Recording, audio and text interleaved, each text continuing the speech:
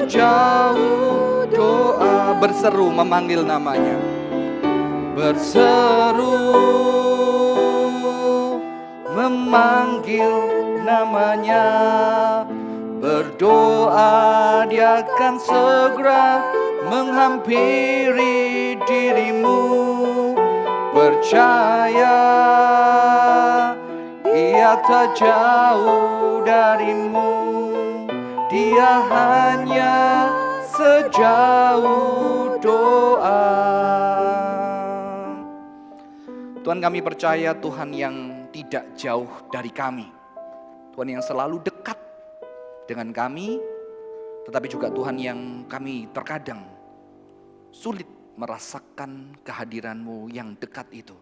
Kami perlu belajar, kami perlu membuka hati kami untuk melihat kehadiran-Mu di setiap pengalaman hidup kami.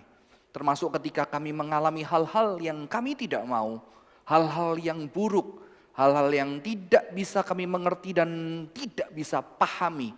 Kami kerap kali mengaitkan dengan tiadanya Engkau, tiadanya kepedulian-Mu atas hidup kami, dan tiadanya Engkau hadir di dalam kehidupan kami. Tapi biarlah kami boleh belajar kembali melalui firman-Mu bahwa ada anugerah Tuhan di dalam setiap momen kehidupan kami. Berkati hamba yang akan menyampaikan kebenaran firman-Mu, boleh menjadi berkat buat jemaat yang ada di tempat ini, juga yang sedang mengikuti ibadah ini secara online. Terima kasih Tuhan, dalam nama Tuhan Yesus kami berdoa. Amin. Selamat malam Bapak Ibu, rekan-rekan yang di tempat ini dan juga di rumah masing-masing. Hari ini kita berbicara tentang sebuah tema, apakah hidupmu sia-sia? Dan kita akan membuka Alkitab kita, Pengkhotbah 1 ayat 1 sampai yang ke-18 saya akan bacakan buat setiap kita. Pengkhotbah 1 ayat 1 sampai yang ke-18. Inilah perkataan pengkhotbah anak Daud dari Raja Yerusalem. Kesia-siaan belaka, kata pengkhotbah, kesia-siaan belaka. Segala sesuatu adalah sia-sia. Apakah gunanya manusia berusaha dengan jerih payah di bawah matahari? Keturunan yang satu pergi dan keturunan yang lain datang, tetapi bumi tetap ada. Matahari terbit, matahari terbenam, lalu terburu-buru menuju tempat ia terbit kembali. Angin bertiup ke selatan lalu berputar ke utara, terus menerus ia berputar dan dalam putarannya angin itu kembali. Semua sungai mengalir ke laut, tetapi laut tidak juga menjadi penuh. Kemana sungai mengalir, ke situ sungai mengalir selalu. Segala sesuatu menjemukan sehingga tak terkatakan oleh manusia. Mata tidak kenyang melihat, telinga tidak puas mendengar. Apa yang pernah ada akan ada lagi, dan apa yang pernah dibuat akan dibuat lagi. Tak ada sesuatu yang baru di bawah matahari. Ada sesuatu yang dapat dikatakan, lihatlah ini baru, tetapi itu sudah ada dulu lama sebelum kita ada. Kenang-kenangan dari masa lampau tidak ada, dan dari masa depan yang masih akan datang pun tidak akan ada kenang-kenangan pada mereka yang hidup sesudahnya. Aku pengkhotbah adalah raja atas Israel di Yerusalem. Aku membulatkan hati untuk memeriksa dan menyelidiki dengan hikmat segala yang terjadi di bawah langit. Itu pekerjaan yang menyusahkan yang diberikan Allah kepada anak-anak manusia untuk melelahkan diri. Aku telah melihat segala perbuatan yang dilakukan orang di bawah matahari, tetapi lihatlah, segala sesuatu adalah kesia-siaan dan usaha menjaring angin. Yang bongkok tak dapat diluruskan dan yang tidak ada tak dapat dihitung. Aku berkata dalam hati, lihatlah aku telah memperbesar dan menambah hikmat lebih daripada semua orang yang memerintah atas Yerusalem sebelum aku. Dan hatiku telah memperoleh banyak hikmat dan pengetahuan. Aku telah membulatkan hatiku untuk memahami hikmat dan pengetahuan, kebodohan dan kebebalan. Tetapi aku menyadari bahwa hal ini pun adalah usaha menjaring angin. Karena di dalam banyak hikmat ada banyak susah hati. Dan siapa yang memperbanyak pengetahuan, memperbanyak kesedihan. Ayat yang cukup sedih, kitab yang cukup gelap, tapi inilah kitab favorit saya di sepanjang seluruh Alkitab Bapak Ibu. Ini adalah kitab yang cukup menyentuh saya ketika saya bertumbuh menjadi orang percaya.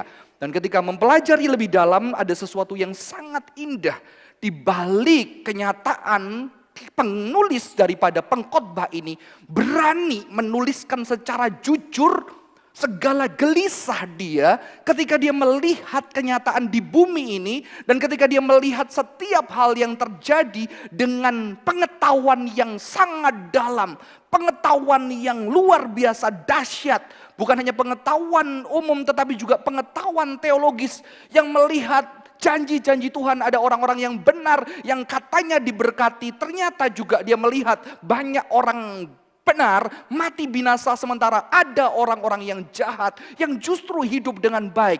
Di sini dia jujur menelurkan pemikirannya dan mengajarkan kepada orang-orang yang membaca kitab ini. Bapak Ibu, rekan-rekan, kita diajarkan sejak muda, sejak kecil untuk dengan pengetahuan kita bagaimana kita mengontrol dan menguasai kehidupan kita. Kita bahkan mencoba memprediksi dan mengantisipasi hal-hal yang terjadi di masa depan agar kita dapat memastikan kehidupan kita aman terkendali. Kita sejak kecil dididik secara pengetahuan. Bagaimana menghadapi globalisasi, bagaimana sejak muda di sekolah kita siap mempersiapkan diri kita supaya nanti kita bisa sukses bekerja, tidak sulit mendapatkan pekerjaan. Kita dididik untuk menjadi orang-orang yang kuat, yang memegang kendali dan kontrol atas hidup kita. Sehingga kita berusaha bagaimana kita tidak mendapatkan banyak masalah. Saya bertanya kepada kakak rohani saya, gimana mempersiapkan saya menghadapi masalah-masalah berat di masa depan saya. Dan jawaban kakak rohani saya sangat mengagetkan. Yang namanya masalah ya kamu gak pernah siap. Betul ya? Kalau kamu siap gak masalah. Dan apakah kamu bisa hidup tanpa masalah? Karena selalu ada kenyataan sekalipun kamu mempersiapkan semuanya. Ada keadaan yang membuat kamu menyerah dan kamu tidak siap, itu masalah. Jadi jawabannya adalah kamu tidak pernah bisa menyiapkan dirimu menghadapi masalah. Karena masalah selalu berkata kita tidak siap. Kita terkejut, kita syok. Sekalipun bahkan kita sudah mempersiapkan diri kita untuk masalah tersebut, saudara-saudara. Jangankan masalah, kebahagiaan aja ketika datang tiba-tiba kita juga gak siap. Ya, di rekan anak sing pemuda ada yang bercerita ketika istrinya melahirkan, ya, dia sedang menulis surat-surat ketika istrinya di atas mau masuk kamar operasi dan dia sedang menulis surat-surat, tahu-tahu dia sudah dipanggil bahwa bayi udah lahir. Dan ketika di atas dia belum bisa tersenyum, dia belum bisa memeluk sukacita dan kebahagiaan karena dia perlu waktu. Karena berita baik itu terjadi tiba-tiba. Apalagi ketika berita yang buruk, keadaan yang buruk itu terjadi di dalam hidup kita, kita tidak pernah siap. Bahkan mungkin ketika itu datang, kita tidak bisa menangis. Perasaan kita belum connect dengan realita itu, Bapak, Ibu, dan rekan-rekan. Ya, saya mengingat sekali ketika mama saya meninggal di bulan Januari, saya selalu ketakutan karena saya menyesal sekali hari itu saya tidak bisa pulang ke kota saya. Padahal sudah ada gerakan saya harus pulang, tetapi ternyata saya tidak pulang dan saya tidak mendapatkan waktu untuk berjumpa dengan yang terkasih mama saya. Sejak itu saya selalu setiap tahun, hampir 9 tahun, setiap tahun saya tidak pernah lepas pulang ke daerah saya, ke kota kelahiran saya. Karena saya tidak mau itu terulang. Saya persiapkan supaya kalau ada apa di papa saya sudah berjumpa dengan dia, Bapak, Ibu, dan rekan-rekan. Dan karena sudah ada kendaraan saya bisa pulang. Dan ketika pulang, suatu hari udah 9 tahun tidak terjadi apa-apa. Dan di tahun yang ke-10 saya memutuskan menerima pelayanan. Waktu itu harus berkhotbah ke Medan. Dan ketika saya sedang mempersiapkan koper dan sudah pagi berangkat, telepon berbunyi dan saya dikasih info bahwa bapak saya meninggal. Saya sudah persiapkan. Saya sudah antisipasi. Bahkan ketika dengar kabar tidak bisa langsung connect. Gak bisa paham. Dan ketika naik mobil keblora, saya setir, gak bisa menangis. Karena masih bingung. Dan tahu-tahu ketika adik saya kirim foto jenazah papa saya, baru di situ air mata bisa menangis. Manusia punya keterbatasan. Manusia tapi dilatih sayangnya. Manusia dilatih untuk melampaui keterbatasannya, Bapak, Ibu, rekan-rekan. Supaya apa? Supaya dia bisa mengantisipasi sesuatu hal yang tidak bisa diantisipasi. Ya. Dan ini sebetulnya produk zaman modern, di mana zaman modern kita tahu mereka mulai meninggalkan iman yang dianggap tidak ada kepastian. Iman adalah sesuatu pengalaman subjektif yang tidak bisa dilihat kebenarannya. Maka mereka menekankan pengalaman intelektual, pengalaman empiris yang bisa dilihat supaya kita bisa menggenggam kehidupan dan memastikan sesuatu terjadi atau tidak terjadi. Saya berjumpa dengan seorang dokter. Setelah 40 tahun praktek, saya menangani banyak pasien. Saya tahu berapa persen kemungkinan berapa bulan ini pasien pasti meninggal. Dia tahu. Dan saya bisa bilang, apakah kepastian itu 100% dokter? Dia bilang, gak bisa. Gak bisa. Udah deket tapi gak bisa 100%. Ya. Jadi ini adalah kenyataan hidup, dunia mengajarkan kita untuk menguasai, mengontrol, memegang kehidupan kita. Tetapi sebetulnya di dalam kehidupan kita banyak uncertainty, banyak ketidakpahaman, banyak hal yang kita tidak bisa mengerti. Ya. Walaupun ada certainty, maka saya sangat tertarik ketika Pengkhotbah 7 ayat 2 mengatakan, for that is destiny of every man. Dia bilang ada kepastian. Kepastiannya satu. Semua kita mau orang benar, nggak benar, jahat baik, bakal mati. Ya. Ada kepastian. Yaitu mati. Kematian yang akan dijumpai orang. Itulah nasib semua orang pembaca yang dikatakan oleh kitab Pengkhotbah. Ada kepastian kamu bakal mati. Tetapi juga di balik kematian kalau kita bisa lihat ada ketidakpastian di situ. Karena kita tidak pernah bisa memastikan orang-orang yang kita cintai kapan berpulang, betul? Ada orang yang mengatakan, coba pasanganku, coba orang ini sakit dulu, aku udah siap.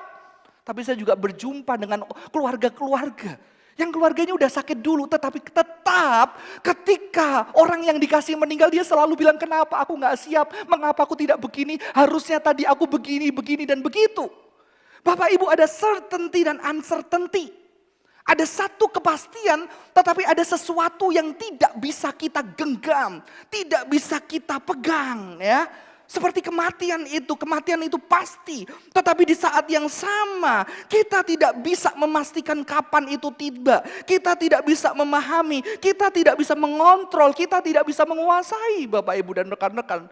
Dan Pengkhotbah mau menyatakan itu. Dunia ini begitu kompleks, begitu sulit, begitu pemahaman saya, begitu pengetahuan saya, begitu hikmat saya, begitu keahlian, kecerdasan saya terbatas. Ya. Pengkhotbah di dalam bahasa aslinya adalah Kohelet. Kohelet itu pengkhotbah. Sebetulnya kata pengkhotbah kurang begitu pas. Karena Kohelet itu lebih ke arah orang yang dari kahal. Kahal itu jemaat, jadi kayak mengumpulkan orang untuk dididik. Tapi arti ini juga bisa berarti adalah mengumpulkan materi-materi hikmat demi pendidikan hikmat kepada sebuah bangsa. Jadi Kohelet ini adalah orang yang betul-betul mengumpulkan dan membaca, menyadur, melihat, mencoba mendalami kitab-kitab bijaksana di dunia. Dia adalah orang yang sangat berhikmat, Bapak Ibu dan rekan-rekan. Tetapi indahnya, bagian tadi dibuka dengan sebuah poem, sebuah puisi sebetulnya. Kalau kita lihat mengapa itu puisi, karena ada seninya Bapak Ibu rekan-rekan, dia berbentuk kiastik. Kalau kiastik itu dari ada A. A itu padanannya A aksen, B itu B aksen, dan yang C itu utama dari puisi itu ya. Contohnya di A aksen, keturunan datang dan pergi bumi tetap ada. Itu sejajar dengan ayat 11. Tidak ada orang yang mengingat. Artinya apa? Orang datang, orang hebat, jadi terkenal, akhirnya nggak ada, cuma buminya yang ada, dia nggak dikenal. Di belakangnya tidak ada orang yang mengingat. Yang kedua, pengulangan, ada hujan, ada kering, ada panas, ada air, ada mengalir, ada circular, ada sesuatu natur yang bersifat circular. Di B aksen mengatakan apa? Tidak ada yang baru di matahari, pengulangan. Dan sebetulnya Pengkhotbah mengamalkan apa? Laut, mata, telinga, ya. Hujan ke laut, laut nggak penuh. Mata, telinga nggak pernah puas. Nggak pernah puas, nggak pernah cukup. Ya. Dan ini dia lihat kehidupan itu sebagai sesuatu yang melelahkan. Melelahkan sekali. Jadi Bagian ini mau ngomong apa? Usaha kecerdasan kita, kepandaian kita, pemikiran kita untuk mengerti enigma. Atau teka-teki. Kalau teka-teki itu kurang mantap ya. Kalau enigma kehidupan itu adalah sebuah hal yang bikin capek. Tapi ya jangan buru-buru ya, anak-anak ya udah kalau gitu nggak usah berhikmat aja, capek gitu ya. Dia bisa ngomong begitu karena dia menyelidiki hikmat ya. Dia bisa mengatakan membaca banyak buku melelahkan badan, jangan buru-buru. Sudah baca banyak buku belum ya? Sudah cukup membaca hikmat belum? Jadi kalau belum tidak berhak mengatakan itu. Paling ya saya mendengar dari orang yang sudah membaca banyak buku, Bapak Ibu rekan-rekan ya. Dia bisa begini karena dia mengumpulkan dan dia menyelidiki betul dan dia tiba kepada kesimpulan semua usaha manusia untuk memahami kehidupan ini adalah sesuatu yang melelahkan. Melelahkan, bikin capek. Mengapa? Nah, di sini kita mulai menerjemahkan. Judul kita hari ini adalah apakah hidupmu sia-sia? Bapak Ibu dan rekan-rekan, sebetulnya kata sia-sia di sini adalah havel ya. Havel itu kurang tepat diterjemahkan dengan sia-sia ya. Karena dia itu lebih ke arah atau biasanya orang menerjemahkan vanity, vain. Vain itu pointless, nggak ada maknanya, meaningless ya. Itu kurang tepat. Mengapa? Karena kata hebel itu berarti sebetulnya adalah nafas. Cepat. Ya. Nafas atau uap. Dan ini paralel dengan angin ya, atau ruah, roh, spirit. Ya. Kata hebel ini berarti sesuatu yang cepat tapi nggak kelihatan. Dan ini sebetulnya saya mengikuti seorang penafsir yang bernama Craig Bartholomew. Dia menerjemahkan lebih ke arah bukan sia-sia tetapi enigma. Enigma itu sebuah teka-teki. Kalau teka-teki kayak kita terlalu negatif Indonesia karena teka-teki silang gitu ya. Tapi teka-teki itu sebagai sesuatu masalah berat yang tak terpecahkan. Yang sulit sekali dipecahkan. Ya. Jadi apakah hidup Anda bukan sia-sia? Enigma ya. Di dalam hidup kita apakah ada enigma yang kita sulit memahami, sulit comprehend ya. Sulit grasp itu sulit menggenggam, menguasai secara fisik atau secara intelektual. Kita nggak bisa paham tuh secara fisik atau secara intelektual. Paham aja nggak bisa, apalagi kontrol. Dan justru sikap ini adalah sebuah sikap yang melihat kehidupan begitu kompleksnya. Sehingga kamu aja memahami gak bisa bagaimana kamu mau kontrol hidupmu. Saya berjumpa dengan anak muda, kok ini apa jaminan pacar saya gak selingkuh? Bisa dipastikan gak dia gak selingkuh? Kalau gak bisa dipastikan lebih baik kita putus aja di sini. Ya kamu gak bakal nikah begitu ya. Kamu gak bakal nikah, kamu gak fair. Gimana kamu bisa memastikan manusia? Makanya ada janji. Untuk setia di dalam susah, duka, ya, sehat, sakit, kaya, miskin. Karena tidak ada kepastian di sana pasangan kita atau orang yang di dekat kita tidak berkhianat kepada kita. Saudara-saudara. Jadi ini berbicara tentang havel, berbicara tentang enigma. Sesuatu yang kita tidak bisa pegang. Kita nggak bisa pahami. Kita nggak bisa comprehensible. Bahkan kalau orang Yahudi, kesia-siaan dari kesia-siaan itu enigma of enigmas. Jadi sebuah enigma dari enigma. Jadi menunjukkan begitu sulitnya. Seperti the holy holies ya, tempat yang paling kudus dari yang kudus ya.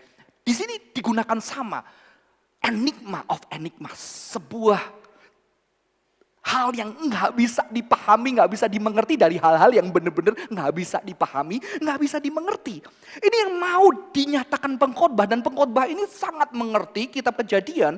Maka sebetulnya Bapak Ibu rekan-rekan ketika kita berbicara hal ini, kita juga teringat satu nama di dalam Kejadian ada yang namanya Habel. Habel itu adalah anak Adam dan Hawa yang hidupnya sangat singkat seperti nafas.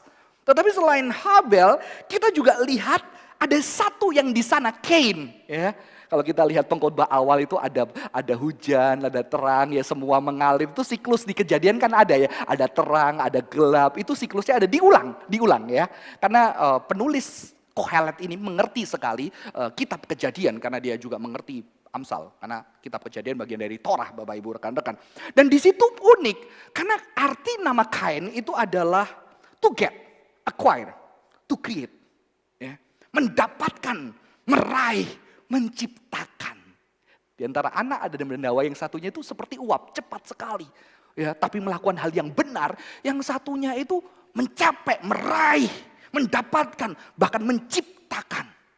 Ya, manusia itu cenderung ya dilatih oleh dunia bagaimana kita dapetin, ciptain, buat sesuatu, membuat hidup kita di dalam kontrol kita. Sehingga kita ketika menghadapi ketidakpastian, kita menjadi takut sekali. Kita menjadi tidak biasa, kita menjadi bingung, padahal ketidakpastian itu selalu ada di dalam hidup kita, betul?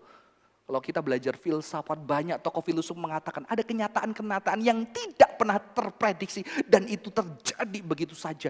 Dan itu adalah sebuah future, masa depan yang kita tidak pernah akan siap karena selalu mengejutkan kita. Dan ada seorang teolog Kristen mengatakan justru yang selalu mengejutkan yang kita tidak pernah siap, disitulah tempat faith, hope, love, iman, harap, kasih, hidup dan tumbuh dengan subur. Mengapa dunia tidak beriman? Karena dunia menipu kita dengan kepastian-kepastian yang semu, kepastian-kepastian yang kita bisa pegang sehingga hidup kita, jiwa kita tenang dengan kepandaian, keahlian, kekayaan. Kita bisa pegang semua itu supaya memastikan hidup kita baik besok-besok saja. Apa jaminannya Bapak Ibu? Nggak ada. Nggak ada.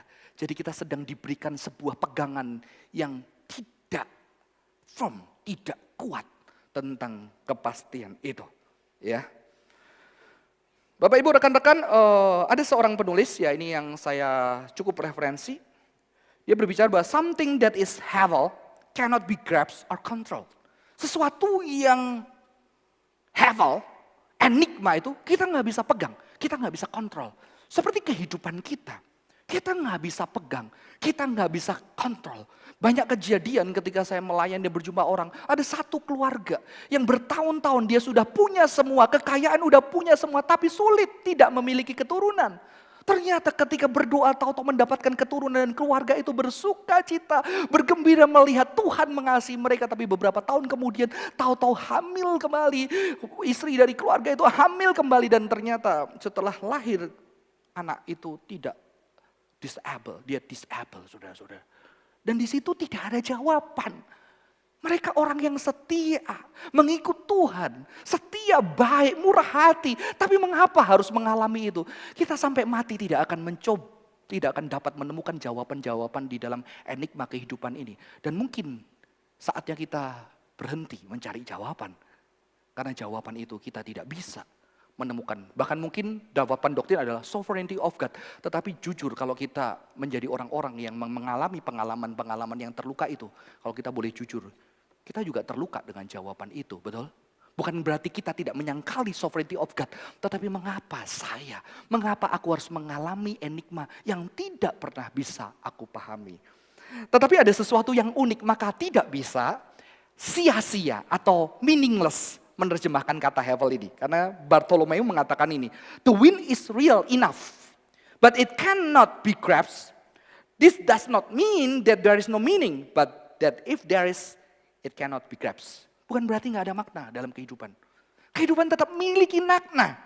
Tetapi makna itu tidak bisa kita kuasai. Makna itu selalu jauh dari pemahaman kita. Dan disinilah kita berhadapan dengan yang namanya mistisisme. Sesuatu yang luar biasa. Sesuatu yang melampaui pikiran kita. Sesuatu yang bahkan doktrin kita bukan tidak penting. Tetapi doktrin kita, pengetahuan kita terbatas untuk memahami dunia yang diciptakan Tuhan. Dengan segala kompleksitasnya. Dan memahami cara kerja Tuhan yang betul-betul melampaui segala kemampuan kita untuk memahami. Saudara-saudara. Orang modern berusaha memahami dengan, menerima dengan bisa memahami. Tetapi di zaman postmodern ada orang-orang mulai melihat justru iman yang terbaik.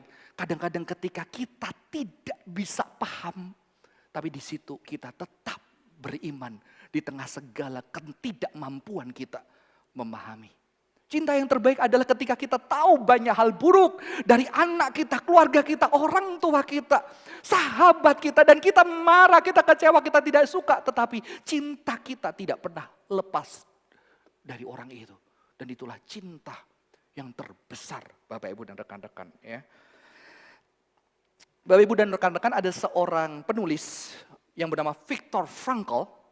Dia tahanan Nazi, dia menuliskan satu buku dan dia meneliti bagaimana orang-orang di kamp konsentrasi itu bisa meninggal dan dia termasuk yang bertahan. Dan dia punya kesimpulan bahwa di dalam krisis orang itu mencoba mencari makna dan makna inilah yang membuat orang itu kuat menjalani pengalaman-pengalaman hidup. Jadi saya melihat Frankl masih di dalam zaman modern yang berusaha bagaimana alasan aku hidup, aku harus tahu makna hidupku. Aku harus tahu makna di balik kenyataan ini. Contohnya ini mungkin membuat aku kuat untuk aku akhirnya bisa melayani orang lain. Ini membuat aku sedang menanti ada istriku yang mungkin menunggu di tempat kamp konsentrasi lain yang suatu hari kita berjumpa. Jadi dia perlu punya alasan yang bisa dimengerti dengan pengetahuan dia untuk membuat dia bisa bertahan menghadapi penderitaan hidup, Bapak Ibu. Dan itu juga dimunculkan seorang psikolog yang bernama Carl Jung. Carl Jung mengatakan makanya perlu agama, karena agama sebetulnya bisa menyembuhkan jiwa ketika orang-orang menghadapi kesulitan. Karena dia memberikan makna yang bisa dipahami oleh orang-orang. Ya. Jadi dua penulis ini, karena dia produk zaman modern, dia masih berusaha dengan pengetahuannya bagaimana menemukan makna hidup. Sehingga makna hidup itu bisa membuat dia bertahan, mengalami kesulitan, mengalami kejahatan yang mereka tidak bisa pahami di dalam kehidupan. Tapi makna itu menjadi jangkar dan pegangannya. Tapi kalau kita lihat pengkhotbah Kohelet tadi Bapak Ibu, dia berbicara bahwa kehidupan itu enigma. Sesuatu yang kita tidak bisa pahami, sesuatu yang kita tidak bisa pegang, sesuatu yang kita tidak bisa kontrol, sesuatu yang kita tidak bisa kuasai. Maksudnya tidak bisa dikontrol gimana? Ya nggak bisa dikontrol gitu ya. Tidak bisa dimengerti gimana? Ya itu masih berusaha mengerti. Oke? Gimana caranya aku tidak bisa mengerti? Berarti kamu berusaha mengerti ketidakbisaan mengerti. Itu pengertian. Jadi pengkhotbah ini mau mengatakan tidak bakal kamu bisa mengerti. Padahal Bapak Ibu rekan-rekan Kohelet ini mengatakan, aku sudah mencari hikmat. Aku sudah mengeksplor hikmat.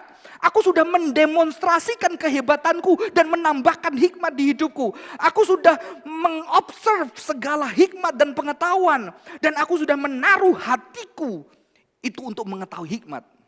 Dan dia mengatakan, ini semua adalah striving after wind. Ini adalah usaha menjaring atau ngejar angin. Karena hidup itu angin, enigma. Dikejar. Dan kata yang lain digunakan to shepherd. Menggembalakan angin, nggak bisa ya menggembalakan angin ya. Buat angan AC bisa sih, tapi tetap efeknya tidak baik Bapak Ibu rekan-rekan. Atau memberi makan atau mengingini angin. Yang kita nggak bisa, angin itu ada di sana. Tapi kita tidak bisa sentuh, kita tidak bisa kuasai, kita tidak bisa dipahami. Dan kehidupan itu seperti itu Bapak Ibu. Dan justru bagian ini untuk mau menyatakan apa? Manusia harus sampai ke satu titik. Bahwa pengetahuannya, pemahamannya, doktrinnya, teologinya. Walaupun itu baik, walaupun itu benar. Tapi itu pun harus ditaruh kehidupan dan sang pemilik kehidupan, karena semua itu melampaui pemahaman kita. Dan ini justru kekuatan dari agama. Agama berbicara apa? Ada kita menyembah sesuatu yang melampaui segala pemikiran, kekuatan, keahlian, intelektual kita. Dan kehidupan itu seperti itu, apalagi Tuhan yang kita sembah. Ya, sayangnya kadang-kadang kita tidak melepas itu. Kita berpegang bahkan kepada sesuatu yang kita yakini benar. Padahal sebetulnya pemahaman kita akan Tuhan selalu terbatas. Bukan tidak baik, doktrin baik, ajaran yang benar baik, hikmat baik. Tetapi hikmat pada puncak yang tertinggi itu terbatas. Bapak Ibu kalau di dalam pengajaran Yahudi Kabalah, hikmat itu di atas ditaruh yang tertinggi. Tapi mereka menaruh hesed atau love itu di bawah hikmat. Ini kabalah mistisism. Tapi kalau kekristenan tidak menaruh hikmat tertinggi. Mengapa? Karena hikmat pengetahuan itu ada limit. Dan pengkhotbah menuliskan limit untuk memahami kehidupan. Karena kehidupan itu enigma dan teka-teki. Sehingga pengkhotbah mengakhiri bagian ini mengatakan apa? Di dalam banyak hikmat, banyak keletihan, kekesalan. Di dalam meningkatnya pengetahuan, meningkatnya kesedihan dan luka hati. Ya. Inilah akhir daripada pengkhotbah yang mengatakan bahwa segala pengetahuan kita terbatas. Dan akhirnya saya akan memberikan, coba melihat dari kitab ini apa yang diberikan sebagai solusi ketidakmampuan pemahaman. Bapak Ibu, ketika kita memahami, kita berusaha mengerti, kita berjuang untuk mengerti mengapa sesuatu terjadi di dalam hidup kita. Kadang-kadang, sebetulnya, jujur, kadang kita tidak terlalu yakin dengan keyakinan kita. Tetapi ketika kita memegang keyakinan itu sedikit menghibur kita. Betul? Padahal sebetulnya kalau jujur di dalam batin kita, kita juga tidak terjawab dengan jawaban itu. Kedaulatan Allah buat hidup kita, Tuhan tahu yang terbaik. Kita berusaha percaya. Padahal hati kita sebetulnya tidak di situ. Betul? Kita berusaha dengan pengetahuan. Itu. Karena apa? Kita berusaha memahami, menerima. Kita berusaha menerima kedaulatan Tuhan dengan segala kemampuan kita supaya kita bisa menjalani hidup kita, Bapak Ibu dan rekan-rekan.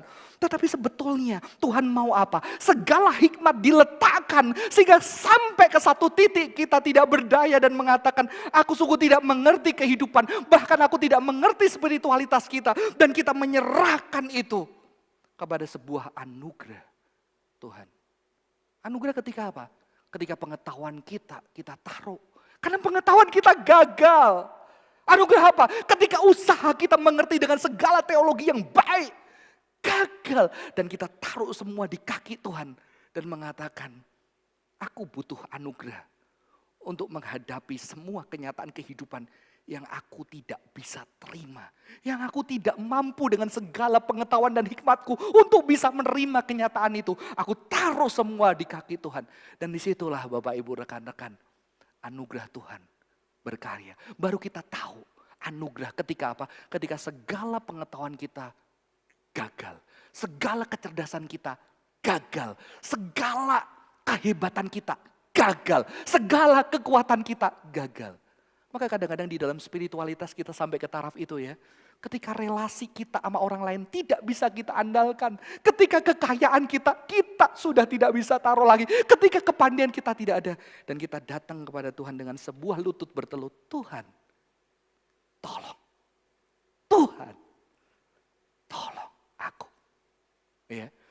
Tapi pengkhotbah memiliki jawaban yang indah. Ketika kita tidak bisa melihat kehidupan ini dengan memahami kehidupan ini. Dia melihat jawaban ayat-ayat berikut. Tidak masalah hidupmu penuh dengan enigma ya. Tadi, apakah hidupmu sia-sia? Saya ganti, apakah hidupmu penuh dengan enigma? Apakah kehidupan ini penuh enigma? Tidak masalah.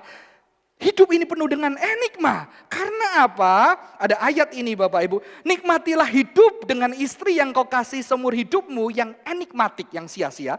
Yang dikaruniakan Tuhan kepadamu di bawah matahari. Jadi ada satu kehidupan yang dikaruniakan Tuhan yang matahari yang enigma. Memang enigma. Nggak tahu solusinya. Karena itulah bahagiamu dalam hidup dan usaha yang engkau lakukan dengan jeripayah di bawah matahari. Jadi ternyata di tengah pengkhotbah ini Tuhan bilang apa melalui pengkhotbah? Nikmati hidup dengan istri yang kau kasih ini berbicara apa? Joy and love. Joy and love. Bapak Ibu, ini foto pertama keluarga saya yang diambil oleh profesional fotografer. Dan profesional fotografer itu adik bimbing saya yang di Bali gitu ya. Karena dia bukan seorang Kristen, dia agnostik. Tapi kalau dia ada masalah dia telepon saya. Dia masih bergumul tentang Tuhan. Dan saya suka dia karena ketika dia mengambil, dia tidak suruh kita pose, ayo mainan, ayo hadap kanan, tidak. Activity aja. Dan dia menangkap setiap momen yang saya baru sadar. Indah juga ya, saya tidak bisa lihat itu ketika di-cut. Oh baru kelihatan, karena itu ekspresi yang spontan, spontaneous. Dan ternyata pengkhotbah ngomong Pak, kita gak ngerti pahaman hidup ini. Tetapi ada kasih, ada cinta, ada nikmat, joy. Yang dirayakan dengan apa? Dirayakan dengan menikmati hidup dan kebahagiaan. Dan kalau kita berbicara tentang keluarga dan yang kau kasih di dalam Alkitab, berbicara menikmati makanan hari ini. Maka doa Bapa kami, berilah kami makanan hari yang secukupnya Bapak Ibu. Dan kita akan lihat ayat yang lain, tidak peduli hidup kita penuh dengan enigma dan teka-teki. Ya. Karena itu juga anugerah Tuhan, anugerahnya memberikan kita enigma. Oke, memberikan kita ketidakpahaman. Untuk akhirnya kita tidak berusaha mencari pemahaman semua, tetapi di hari ini, ketika kita punya orang-orang yang kita cintai, kita ada keluarga, ada saudara seiman. Kalau yang di Korem ada teman-teman sesama pelayanan. Ada teman-teman sesama pelayanan. Ada sahabat-sahabat. Di situ kita merayakan cinta dan kebahagiaan di dalam hidup yang penuh dengan teka-teki. Ada ayat yang lain. Ayat ini diulang berkali-kali Bapak Ibu. Karena tidak ada kebahagiaan lain bagi manusia di bawah matahari. Kecuali makan minum bersukaria. Itulah yang menyertainya di dalam jeripayahnya seumur hidupnya yang diberikan Allah kepadanya di bawah matahari. Ya, jadi aneh sekali. Kitab yang begitu negatif, yang gelap. Suruh apa? Nikmati hari ini. Makan, minum, bersukacita. Bapak Ibu berbicara tentang makan minum. Di Alkitab makan minum bersama dengan orang-orang yang kamu kasih. Makan minum berbicara sesuatu tentang kesalehan, tentang kehidupan, tentang perayaan. Bahkan nanti perjamuan anak domba terakhir digambarkan dengan pesta dan makan dan minum. Dan kejadian digambarkan dengan makan dan minum buah dan air yang segar yang Tuhan sediakan. Ini adalah sebuah merayakan kehidupan yang mungkin kita tidak bisa memegang 7, 10, 80 tahun ke depan. Tetapi kita hanya bisa hari ini ada sahabat, ada keluarga, ada saudara seiman. Kita bersuka cita, kita menikmati berkat Tuhan. Mengapa? Karena 20 tahun ke depan juga hari ini, betul? Betul?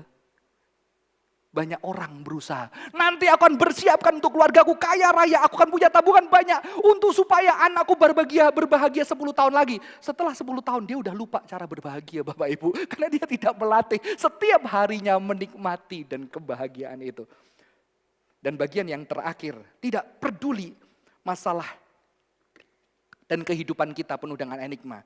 Bahkan Tuhan mengatakan ini. Dan bahwa setiap orang dapat makan dan minum. Menikmati kesenangan dalam segala jerih payahnya, itu adalah pemberian Allah. Jadi ternyata di dalam kehidupan enigma yang tidak bisa kita mengerti. Di dalam makan dan minum, hal yang sehari-hari sederhana. Ada anugerah Tuhan, yaitu anugerah apa? Sukacita dan cinta.